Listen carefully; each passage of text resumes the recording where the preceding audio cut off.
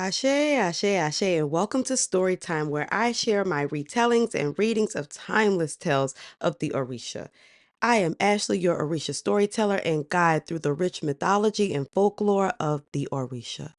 It is my hope that these stories uplift you when you're feeling down, expand your perspective of the Orisha, and strengthen your Ashe.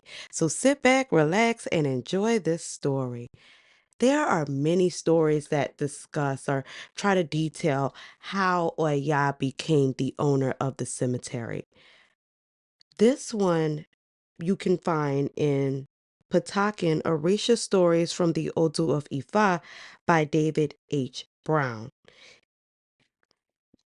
This story is interesting because many would have us believe that Oya does not have a positive relationship with Yemaya or Oshun.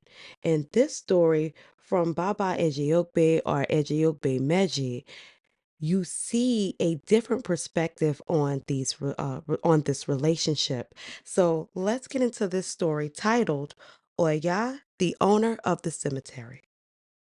Long ago, there was a town in Africa whose residents were very, very poor, but they lived happily. In this town lived three sisters. The oldest sustained herself on what she took from the ocean, with which she nourished her younger sisters and raised them. The middle sister tried to help the oldest by caring for the youngest, who was very small. This middle sister plied the rivers, and with what she gleaned, she helped her oldest sister. Those two loved each other very much. The middle sister normally tethered the youngest sister to the river so she would not fall in or fall prey to danger. But one day, unexpectedly, invaders sacked the town. They tied up the youngest, and her middle sister was too far up the river to hear her screams, and the invaders took her away. The oldest saved herself because she was working in the ocean at the time. This was Yemaya. The middle sister, whose name was Oshun, was also saved herself because she was upstream, but the youngest, who did not have much luck, this was Oya. The oldest felt terrible about the loss of her youngest sister, but the middle sister received so hard a blow because and was severely depressed for many years.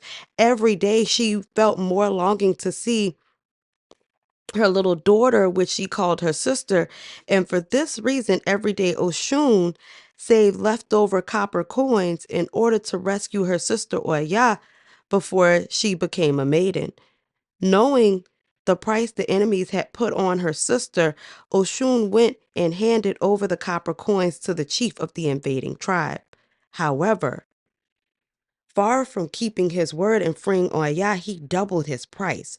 Knowing that Oshun was too poor to pay it, he did this because he had fallen madly in love with Oshun, who was extremely beautiful. Upon hearing the chief's answer, she fell to her knees before him, weeping and pleading. She hoped to change the mind of that hard and cold man. He offered Oya's freedom only in exchange for Oshun's own virginity, promising not to deceive her if she accepted. Oshun stood up, hesitated, and thought of her older sister Yemaya, who was like a mother to her, whom she loved so much. She, since love was all that mattered to Oshun, she lowered her head and gave herself to him. She sacrificed herself. Upon arriving home with her youngest sister in tow, Oshun begged Yemaya's forgiveness for the decision that she had to make. Yemaya blessed and forgave her, and with those copper coins, the product of so much sacrifice, Yemaya adorned the head and arms of the youngest sister in commemoration of this history. The youngest sister again was Oya. Oya and Oshun grew up, but Oshun, in order to raise Oya, continued a life of sacrifices which she had already begun for her until Oya reached maturity. Oshun was a joyful woman in life, but later was deified as a martyr for her pure heart. Olofin blessed Oshun for sacrificing herself for Oya, and blessed Yemaya for caring for the two of them. In that era, Olufin had distributed the lands of the world in three parts to those who were holy and worthy enough to receive governance, according to the qualifications of each candidate. Yemaya, as a woman, received the governance of the seas. Oshun, governance of the rivers. However, Oya was not eligible, as were her sisters. When Olofin had called all the Orishas to line up for their assignments, Oya was, of course, absent, being a captive and a slave. Therefore, Oya received no domain and of the natural world to govern. Oshun cried and implored Olofin, who was moved by her petition. The natural domains of the world are already distributed, but there remains one place with no owner. If she wants it, then its owner she shall be. It was a cemetery. Oya, to make Oshun happily, gladly accepted it.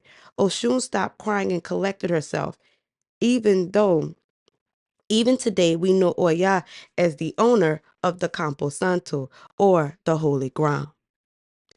This story was very interesting to me because it differed so much from other Patakis that I had heard or had read.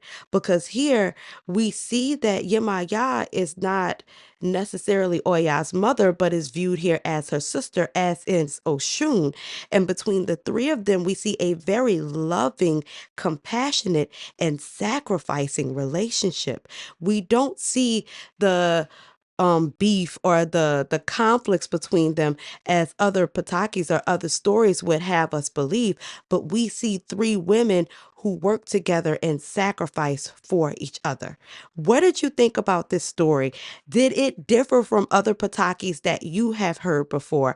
I look forward to hear your feedback. You can find this book and others on the book list. Again, this story came from the book Patakín Orisha Stories from the Odu Ifa by David H. Brown, Egwe Kolade. I hope you enjoyed this story. Again, you can find this story on the book list at theasheshop.com. You can always reach me through email at ashley@theasheshop.com. I look forward to hearing what you think about this story. Ashe, ashe, ashe.